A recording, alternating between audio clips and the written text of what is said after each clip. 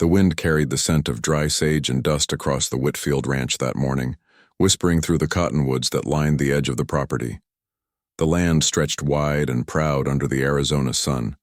But inside the Whitfield house, the air was heavy, thick with words no one wanted to say. Clara Whitfield stood by the window, her pale hands gripping the curtain as she watched her father talk to two men outside. One wore a dark suit and hat, the local territorial commissioner. The other, tall and solemn, wore a simple leather vest, his long black hair tied back with a strip of cloth. He was Apache, and the sight of him made her heart beat faster with something that was not quite fear, but close. Her father, Samuel Whitfield, was one of the wealthiest ranchers in Cochise County. A man of stern pride, whose word was law both at home and across the valley.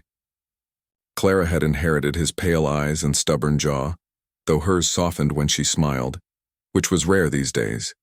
Since her mother's passing, there had been little to smile about, and now, with her father's announcement the night before, all joy had drained out of her completely. "You'll marry him," he'd said at supper, his voice firm as if he were discussing cattle prices. "It's settled," she'd laughed at first, thinking he was joking. "Marry who?" "Taza, Chief Naicha's nephew.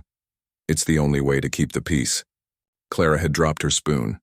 "You mean one of them? An Apache?" Her voice had trembled between disbelief and outrage. "Father, that's absurd. I can't. You can't make me." "I can," he'd said, his face like carved stone. "And I will." He'd explained, in the same measured tone he used in business matters, that the truce between settlers and the local Apache tribe was fragile.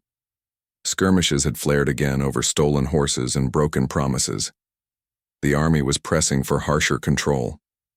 Blood would be spilled if someone didn't act. And the simplest act of unity, they said, was a marriage, a symbolic joining of the two worlds. But not just any marriage.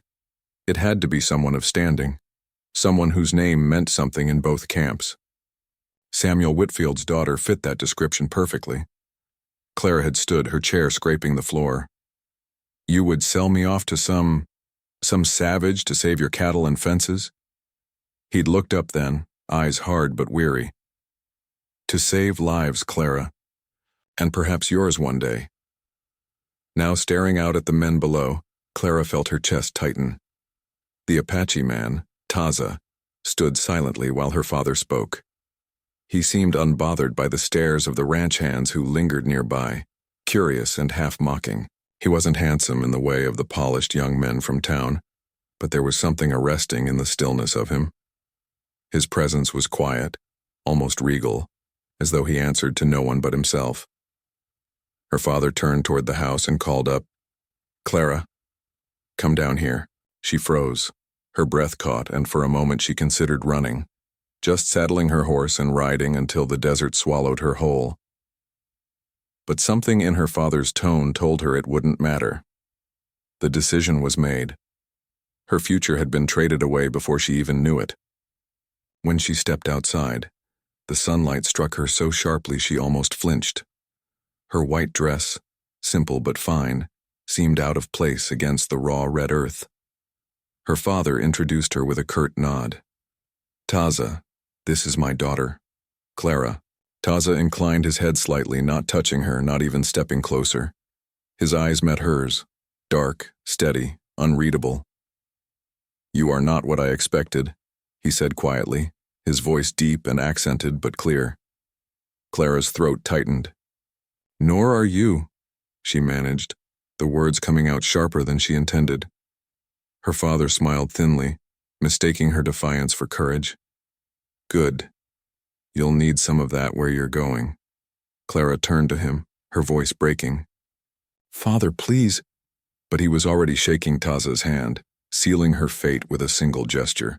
Dust rose around their boots like smoke, and in that moment Clara felt the life she'd known, the comfort, the privilege, the safety, drift away on the wind. At 19, Clara Whitfield had just been promised to a man she didn't love, from a world she didn't understand, for a peace she didn't believe would last. The morning of the wedding dawned with an eerie stillness, as if even the desert itself held its breath. The sun climbed over the mountains like a slow-burning ember, casting long shadows across the Whitfield ranch. Clara sat before her mirror, staring at her reflection as her aunt pinned the last curl of her golden hair into place. The white dress, laid across her shoulders like a shroud, soft, elegant, suffocating. It had belonged to her mother, worn in a time of joy, not bargaining. Her aunt's hands trembled as she fastened the buttons. "You don't have to cry, dear," she whispered, though her own eyes were red. "Maybe he'll be kind." Clara said nothing. Her throat felt thick with unshed words.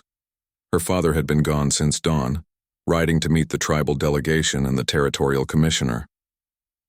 The ceremony would be held in the open, at the edge of the reservation, a neutral ground, they said. Neutral, as if peace could be built on the ashes of resentment. When the carriage arrived, Clara climbed in without a word. The wheels rattled over the dry earth, each turn carrying her further from the world she knew. Through the window she saw the townspeople gathering, drawn by curiosity more than goodwill. Women whispered behind gloved hands. Men shook their heads or spat in the dust. The Whitfield girl marrying an Apache? It was the kind of gossip that would live for generations. By the time they reached the river clearing, the air shimmered with heat. A crowd had already gathered, ranchers, soldiers, and a handful of tribal elders. A few wore their ceremonial feathers and beads. Others stood silently, faces painted in the solemn colors of tradition. Across the clearing, Taza waited beside a tall, gray-haired man who could only be Chief Naiche. Clara stepped down from the carriage, her boots sinking into the dust. The hush that followed was deafening. She felt the weight of every gaze, some pitying, some disgusted, others simply curious, but none heavier than her father's. "Hold your head up, Clara," he murmured. "You're doing what's right." She turned to him with cold eyes. "For you, perhaps." Taza approached then, his steps measured and deliberate. He wore simple buckskin garments, a silver band tied around his arm, and a single eagle feather in his hair. There were no gold buttons, no polished boots, no signs of wealth or status. Yet his quiet dignity seemed to command more respect than all the finely dressed men around them. When his gaze met hers, Clara expected arrogance, or pity, but saw neither.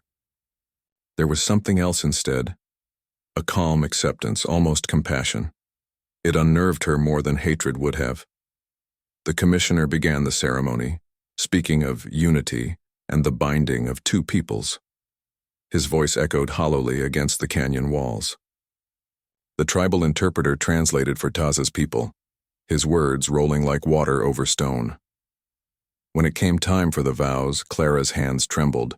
The ring her father had brought, his mother's, glinted in the sunlight as she slipped it on her own finger, refusing Taza's hand.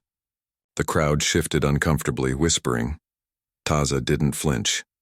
When his turn came, he looked directly at her and spoke in English. "I take this woman not by force, but in peace. I will honor her as the spirits command." Then, without waiting for her response, he turned to the chief and touched his palm to his heart, an Apache gesture of solemn promise. The commissioner cleared his throat. "By the authority vested in me by the territory of Arizona," he declared, "I pronounce you man and wife." No one clapped. No one smiled. A gust of wind swept through the clearing, carrying dust and murmurs alike. Clara felt as though she were standing in a dream, or a nightmare she couldn't wake from. Her father placed a brief, awkward hand on her shoulder, muttered something about duty, and then stepped away to speak with the soldiers. Taza moved. Closer, just enough for her to hear him say softly, "You do not have to be afraid." She met his eyes, dark, unreadable, but strangely gentle. "I'm not afraid," she lied. He gave a faint nod. "Then we begin," and with that, he turned toward the waiting horses. Clara followed, the white hem of her dress trailing through the dust, the last trace of the world she was leaving behind. The desert stretched before them like a sea of gold and rust. Clara rode stiffly in the saddle, her fingers gripping the reins until her knuckles turned white. Every hoofbeat sounded like a countdown, each one taking her farther from the world she knew and deeper into one she didn't understand. The sky above was an endless blue, without mercy or shade. Heat shimmered on the horizon and the air smelled faintly of mesquite and dust. Taza rode a few paces ahead, his posture straight and sure, his eyes scanning the land as if he could read its secrets. He had offered her his best horse, a tall bay mare with a calm gait, and had said almost nothing since they left the river clearing. When she hesitated to mount, he had simply said, "She won't throw you." No judgment, no mockery, just quiet assurance. Now, hours later, that silence pressed on her like a weight. Clara had never known quiet like this, the kind that hums beneath the surface, alive with unseen life. Back at the ranch, there were always sounds, the clatter of pots, the neigh of horses, the laughter of workers. Here there was only wind and the faint jingle of bridles. At one point, she urged her horse closer. "How far is it?" she asked, her voice dry from heat and nerves. Taza didn't turn his head. "Half a day more," she swallowed. "That's far?" "Yes." He said nothing else. The curt reply stung her pride more than it should have. "You don't talk much, do you?" she said, forcing a brittle laugh.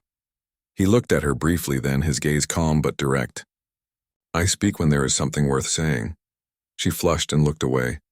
The arrogance in his words might have angered her if not for the quiet sincerity in his tone. He wasn't trying to insult her. He was simply telling the truth as he saw it.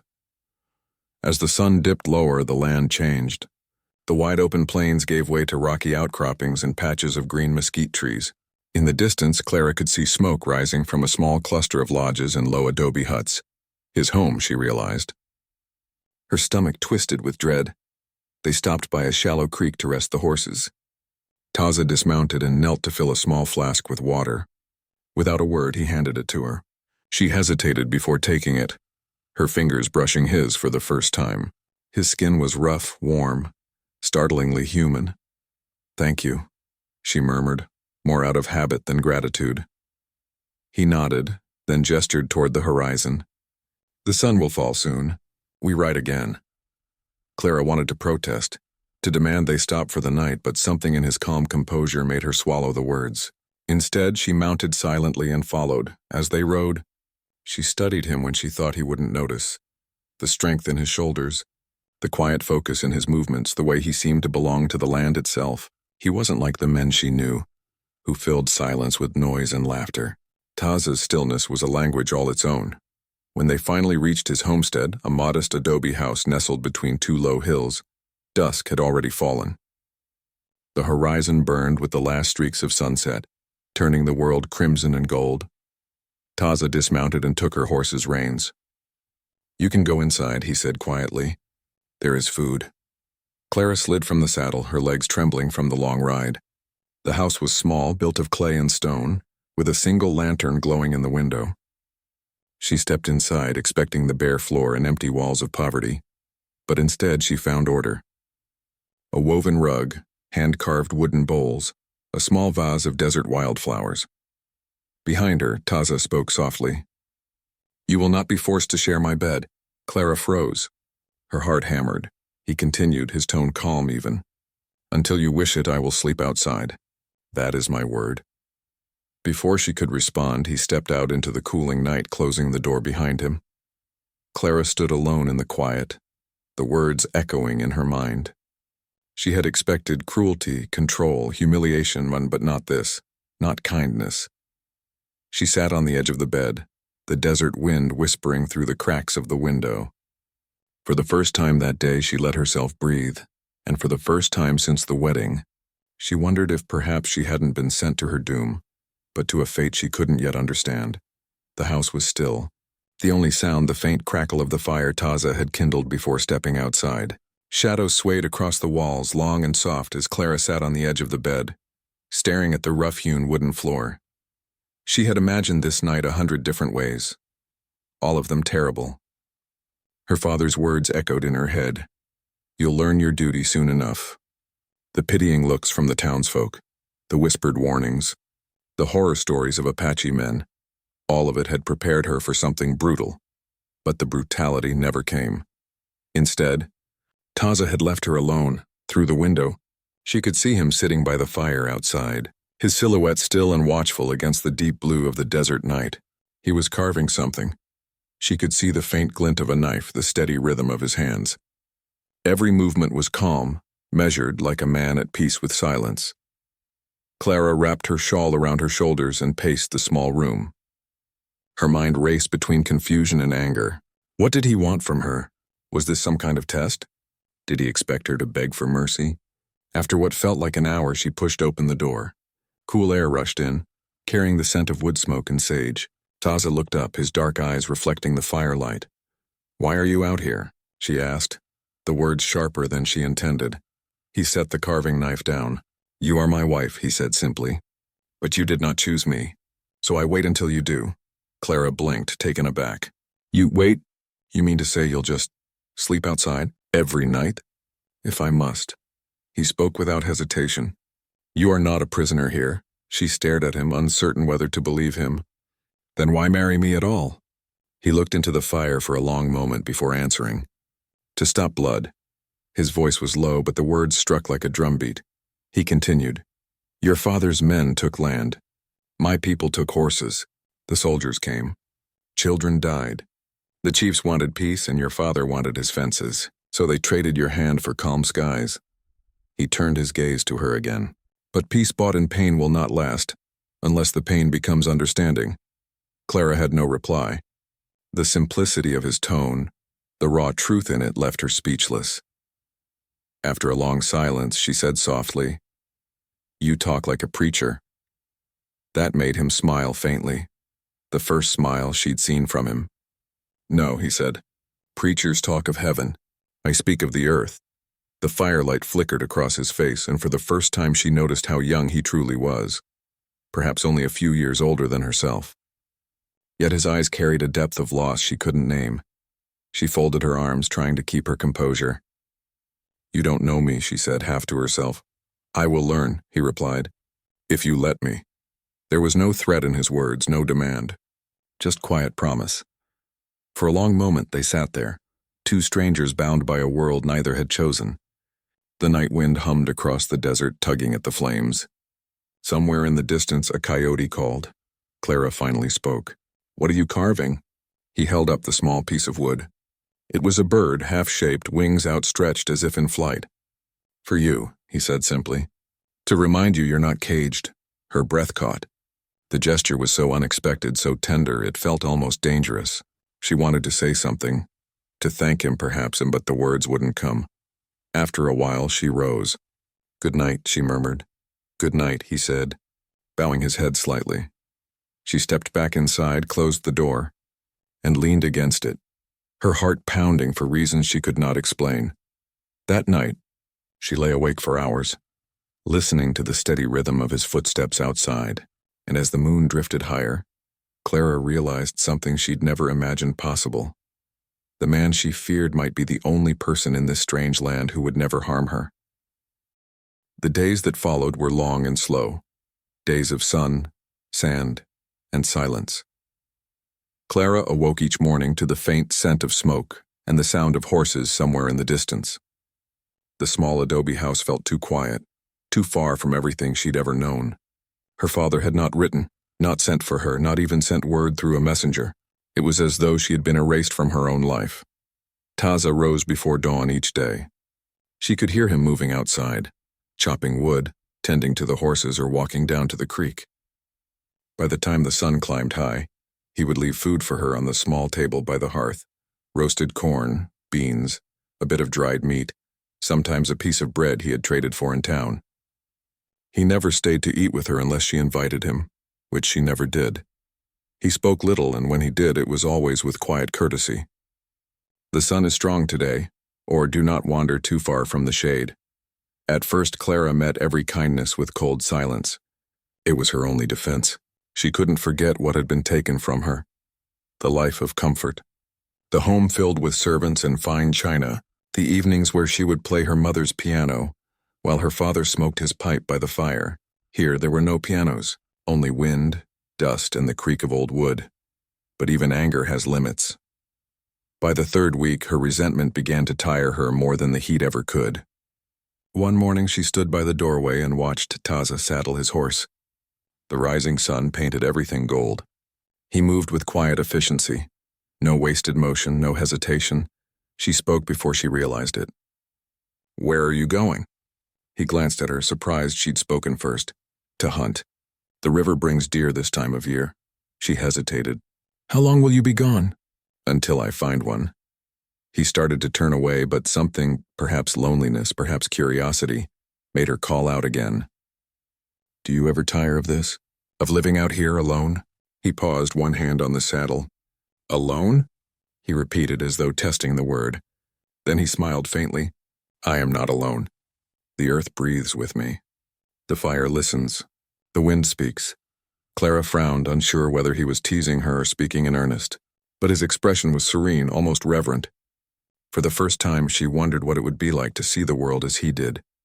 Alive, connected, whole. When he rode away, she watched until the horizon swallowed him. The house felt emptier than usual that day. That afternoon, she wandered outside despite the blazing heat. The land was harsh but strangely beautiful. Endless skies, red cliffs, and distant mountains that shimmered like mirages. She found herself touching the rough bark of a mesquite tree, tracing its grooves as though it might tell her something. By evening, when Taza returned with a small deer across his saddle, she was waiting near the door. He gave her a brief nod, no words, no questions, and began to skin and clean the animal with careful precision. Without thinking, Clara knelt beside him. "I can help," she said softly. He looked at her, searching her face. "You do not have to." "I know." She reached for the knife anyway. Together they worked in silence. The task was difficult, the smell sharp, but she forced herself to stay. When they were done, he murmured something in his language, a quiet phrase she didn't understand. "What did you say?" she asked. He wiped his hands on a cloth. "I thanked the deer." Clara blinked. "You thanked it?" He nodded. "For giving what it could. All life gives one way or another." That night, when he placed food by the fire, she didn't wait for him to leave. She gestured to the other side of the table. "You should eat too." He hesitated, then sat. They didn't speak. They didn't need to. The silence between them no longer felt like an enemy. Outside, the desert wind shifted, carrying the scent of rain from the distant hills. And though Clara would not have admitted it aloud, something inside her began to soften, a small, fragile beginning, like the first drop of rain on dry earth. The rains came late that summer, sudden and violent. The sky broke open without warning, pouring down on the dry land as if the heavens themselves were trying to wash away months of heat and dust. Clara stood by the doorway, watching the storm roll across the valley. The wind howled through the cracks in the adobe walls, and the rain came in sideways, stinging her face. She should have stayed inside, but something about the storm called to her. It was wild, untamed, like the life she now lived. By the next morning, she regretted it. Her head throbbed, her body shivered, and her throat burned with fever. She tried to rise, but the room tilted and blurred. She barely made it to the bed before collapsing, drenched in sweat. The world swayed in and out of focus. When she woke again, she wasn't alone. Taza sat by her side, a bowl of water and a rag in his hands. His dark hair was damp from the rain, his face drawn with quiet worry. He looked nothing like the distant figure she had kept at arm's length for weeks. "You should rest," he said softly, pressing the cool cloth to her forehead. She tried to speak, but her throat caught. "I don't," he murmured. "Just breathe." For the next 2 days, Clara drifted between waking and sleep. Each time she stirred, she found him there, feeding the fire, cooling her brow, or holding a cup of broth to her lips. He moved without noise, without complaint. Once, in her fever haze, she muttered something she didn't remember. Her mother's name, perhaps, or a cry for home. And though she couldn't be sure, she thought she heard him answer softly in Apache, a low melody that rose and fell like prayer. When her fever finally broke, she woke to find him asleep beside the fire. His head rested on his folded arms, his breathing deep and even. A blanket she didn't remember having had been tucked around her shoulders. For a long moment, she simply watched him. The lines of his face were softened in sleep, the hardness gone, replaced by a quiet gentleness that unsettled her more than any anger could have. He had kept his word. He had not touched her. And yet somehow she had never felt so seen. When he stirred awake, she turned her face away quickly, pretending to sleep. He rose quietly, checked the pot on the fire, and stepped outside. Through the window, she saw him pause to face the morning sun, lifting his hands briefly in what looked like a gesture of thanks. Later that day, when she could sit up, he returned with a small clay cup of herbs. "Drink," he said. "It will make you stronger." She wrinkled her nose at the bitter smell. "What is it?" "Medicine. From the desert. My mother taught me." She hesitated, then sipped. The taste was awful, but warmth spread through her chest almost immediately. "You take care of me as if you care," she said, her voice half teasing, half uncertain. He met her eyes without hesitation. "I do." The simplicity of his answer left her speechless. After a long silence, she said softly, "Why? I've been nothing but cruel to you." He shrugged lightly. "Cruelty comes from fear. Fear comes from not knowing. When you stop fearing me, you will stop hurting." She looked down at the cup in her hands. The truth of it stung. That evening, when he brought supper, she found herself asking him questions, small ones at first. About his people, his language, his childhood.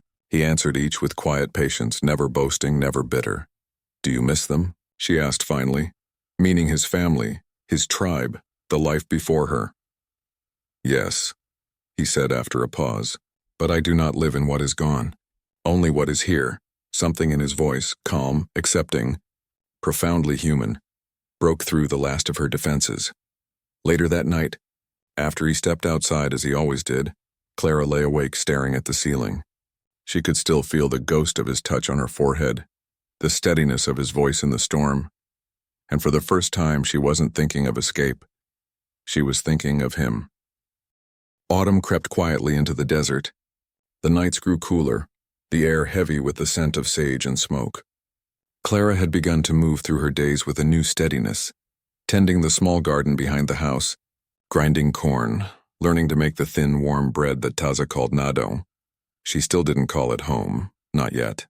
But the land no longer felt like exile. Taza had grown a little less distant, though he remained a man of few words. Sometimes in the evenings they would sit by the fire in companionable silence, she mending a torn shirt, he carving small wooden figures, a horse, a hawk, once even a likeness of her. One such night, when the air outside was sharp with the first breath of winter, Clara found her voice. "You never speak of your family," she said quietly, eyes on the fire. "Do they live nearby?" Taza paused mid-stroke, the knife glinting in his hand. For a moment she thought he hadn't heard her. Then he set the carving aside. "No," he said simply. She waited, unsure whether to ask more. But the silence that followed was heavy, full of unspoken things. Finally, he drew a slow breath. "My father was a warrior," he said. "He fought against the soldiers who came from the east. When I was a boy, I thought him strong, like the mountains. He said our people were like the wind, you cannot kill the wind. But the soldiers burned our homes. They shot my mother when she ran to save my sister. My father died a year later trying to make peace." Clara's breath caught. I didn't know." "Few do," he replied, his tone neither bitter nor soft, and just true. "The soldiers said it was punishment. The settlers called it justice. But I remember the smell of the smoke. That is what I keep." He looked into the fire then, his eyes far away. The orange glow reflected in them like something ancient and untamed. "I swore I would never take another life unless it was to protect one. That is why I agreed to this marriage. The chief said it might stop more blood from flowing." He gave a faint smile, not bitter but tired. Perhaps they were wrong. But I had to try.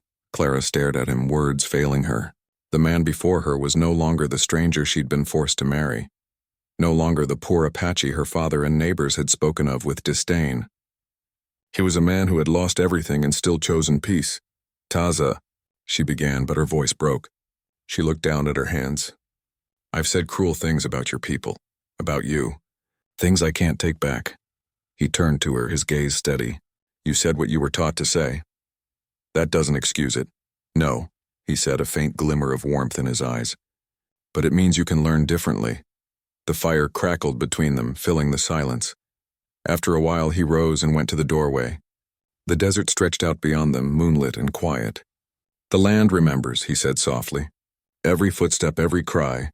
But it forgives, too, when you listen long enough. Clara joined him, stepping into the cool night air. The stars above were endless, brighter than she had ever seen them back home.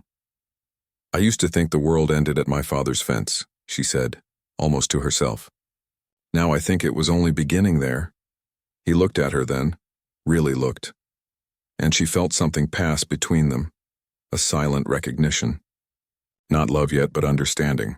A beginning. She turned to go inside, but paused. What will you do if peace doesn't last? He glanced toward the distant mountains. Then I will fight again, not with weapons, but with what I build. When she looked back at him, his eyes were steady, his posture proud, not the poor man her father had traded her to, but a survivor who had chosen compassion over vengeance. That night, Clara couldn't sleep. She kept hearing his words echo in her mind. I will fight with what I build, and for the first time, she realized she wanted to be part of what he was building. Winter passed quietly, and with it, something in Clara's heart thawed. The desert that had once felt barren now seemed alive in 1,000 subtle ways. The whisper of wind over the sand, the scent of cedar smoke at dusk, the way the stars burned so bright they seemed close enough to touch. She had begun to smile again. Taza noticed, though he said nothing. But when she laughed, really laughed, for the first time since she'd come to him, he looked away quickly as if to hide his own surprise. Their days fell into a rhythm. She rose early to grind corn and tend the small garden, while he repaired the fences and rode out to trade with nearby ranchers. Sometimes he would return with a bundle of books or thread or a scrap of paper covered in English words. You teach, he'd say, handing it to her with a shy half-smile. I learn, and so she did. In the evenings they sat together by the fire as she read aloud from the few books she'd brought. Old poems, fragments of scripture, pages from Pride and Prejudice she had once adored. His accent shaped the words differently, his voice slow and deliberate. She found herself listening not just to what he said, but how he said it, how his voice lingered on certain sounds, how the rhythm of his speech blended with the soft hum of the night. One evening, she read a line aloud. Pride relates more to our opinion of ourselves. Vanity to what we would have others think of us. Taza frowned slightly. So the proud man is stronger than the vain? Not always, she said, smiling. Pride can blind you just as much. He nodded slowly. Then both must be put aside to see truth. Clara laughed softly. You have a way of turning every book into a lesson. He looked up from the page, his gaze warm. Only because I listened to a good teacher. She felt her cheeks warm, and for a moment neither of them looked away. Outside, the world took notice. The ranchers whispered when they saw her riding beside him in town, her skirts brushing the dust, her head held high. Some stared in open disapproval. Others muttered slurs she had learned to ignore. The general store clerk refused to meet her eyes. When word reached her father, a curt letter arrived weeks later, folded, unsigned, but unmistakable. You have disgraced your name. Do not return. She read it once, quietly, and then fed it to the fire. Taza found her standing there afterward, watching the ashes rise. He wrote to you? She nodded. He's made his peace without me. He studied her face. And you? Clara drew a slow breath. I think I found mine. That night they walked beyond the edge of the settlement, the sky a sweep of silver stars. The ground glittered faintly from the frost, and the air was so still it seemed the world had stopped breathing. Taza stopped by a low rock, turning toward her. When I was a child, he said softly, my father told me that love is not something we choose. It finds us like rain in the desert and when we least expect it. Clara met his eyes. And if the rain never comes? He smiled, faint and knowing. Then we learn to make our own. She stood silent, the words lingering between them. The wind brushed against her cheek, cool and tender as a touch. And when he reached out, slowly, giving her time to step back if she wished, she didn't. His fingers brushed her hand, tentative, patient. It was not the touch of a man claiming what was his, but of one asking permission to stay. Clara turned her palm upward, lacing her fingers through his. For the first time, there were no walls between them, no barriers of pride, fear, or duty. Only the quiet truth of two souls who had met in the ashes of circumstance and found something sacred. And though the world beyond their small valley whispered and sneered, the desert wind seemed to carry another kind of rumor, one of peace and of love no one expected. Spring arrived slowly in the desert, painting the scrub and cliffs with hints of green and gold. Clara had grown accustomed to the rhythms of this life, the slow mornings, the quiet afternoons, the evenings by the fire with Taza carving, teaching, or simply sitting in patient silence. But peace, as always, is fragile. The warning came in the form of dust clouds on the horizon. At first, Clara thought it was a storm until the acrid scent of smoke drifted through the air. Then came the sound of shouting, voices rough and urgent breaking the calm she had come to love. "They're coming," one of the ranch hands yelled, already scrambling for weapons. "Raiders!" Clara froze, her heart hammering in her chest. Her father's ranch, the sprawling estate she had once called home, was under attack. She had not set foot there since her marriage, but the people inside were still her family. Soldiers might be stationed nearby, but they would not arrive in time. Taza's eyes narrowed, scanning the distance. Without hesitation, he mounted his horse and offered his hand to Clara. "You should stay here," he said, calm but commanding. "I'm coming with you," she protested. He shook his head. "No, you will help those who cannot defend themselves. Do not risk your life in the first wave." She swallowed and nodded, unwilling to argue further. She watched as he rode toward the dust and chaos, moving with a speed and skill that left no doubt he had done this before. Minutes stretched like hours.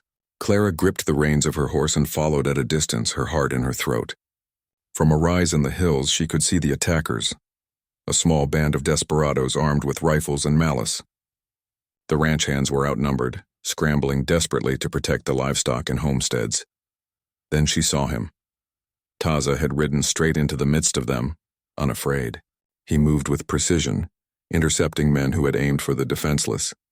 He disarmed one with a swift motion, blocked another's swing, and kept moving with an almost unnatural calm.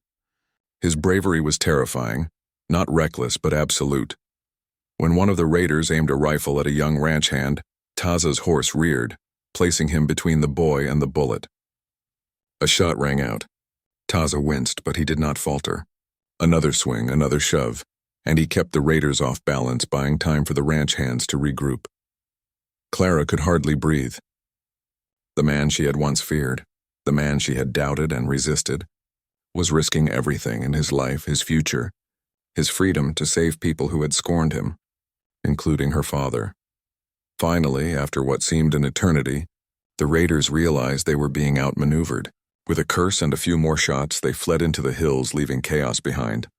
Taza dismounted, shaking but unbowed. His clothes were torn, a gash across his shoulder bleeding through his buckskin.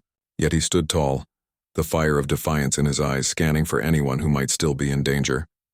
Clara ran to him, ignoring the pain in her legs. "Taza," she cried. "You're hurt." He looked at her, and for the first time his calm mask faltered. "I am alive," he said simply, though he winced as he lowered his arm. She threw herself at him, wrapping her arms around him. The anger, fear, and frustration of the months melted away, replaced by awe, gratitude, and something far deeper, love. "You saved them," she whispered, her voice breaking. "No," he said softly. "We saved them," and in that moment Clara understood. Love was not just the quiet evenings or shared laughter. It was courage, selflessness, and unwavering commitment. Taza had shown her that. As the sun dipped behind the mountains, painting the desert in gold and crimson, Clara held him close. She no longer feared what the world might say.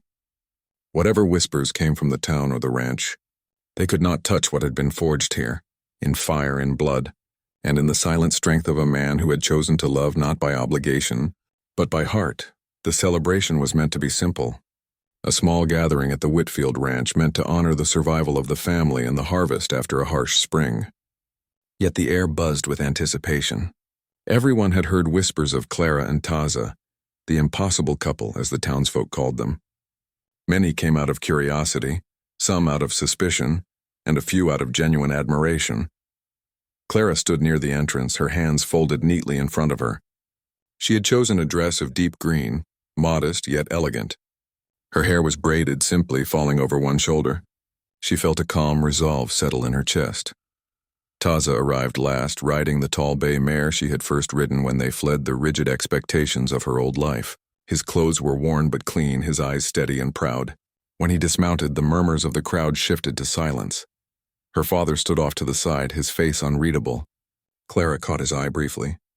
He said nothing, but she sensed a flicker of curiosity, perhaps even respect, in the way he observed the man who had once been the poor Apache. He'd forced her to marry. The townspeople's whispers rose and fell like the wind. Some scoffed. Some shook their heads.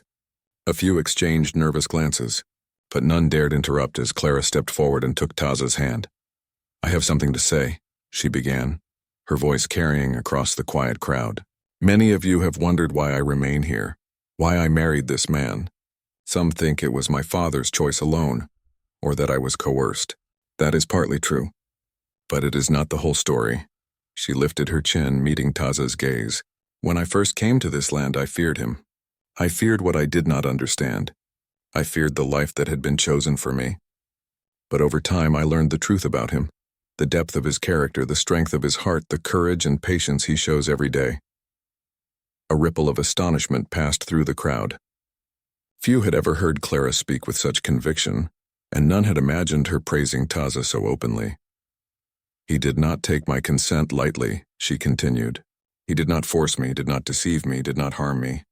Instead, he showed me kindness, respect, and a wisdom I had never known. He saved lives, like my family's, our neighbors, even when he risked his own. And in that I found something I never expected: love." The words hung in the air, daring the town to respond. Taza, silent until now, stepped closer. "Clara speaks the truth," he said, his voice calm but firm. "We choose each other every day, not because of obligation, not because of duty, but because we want to." The murmurs grew louder, half in disbelief, half in awe. Clara's father stiffened, then relaxed slightly, perhaps realizing that the union he had once imposed had transformed into something real and undeniable. Clara squeezed Taza's hand. "I choose him," she said, louder this time so every eye could see. "And I always will." The crowd fell silent again, the weight of her declaration sinking in. Some mouths hung open. Some men shifted uncomfortably in their boots. But even those who had doubted them couldn't deny the power of her words, and the quiet dignity of Taza standing beside her, unbowed and proud. Then, slowly, applause began.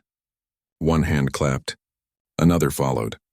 By the time it reached the edges of the gathering, nearly everyone was cheering. Not just for the survival of the family, but for the courage it took to defy expectation and embrace love against all odds. Taza bowed his head slightly, a faint smile on his lips. Clara leaned close, resting her head against his shoulder. The desert wind whispered through the trees, carrying the scent of sage and hope. That night, as the stars shimmered above the ranch and the firelight danced on adobe walls, Clara realized that this life, this union, was more than she had ever dared to dream. The girl who had been forced into marriage had chosen her own destiny, side by side with the man who had shocked everyone not with violence, but with honor, patience, and love. And in that choice, the world seemed a little smaller, a little kinder, and a little more extraordinary than anyone could have imagined.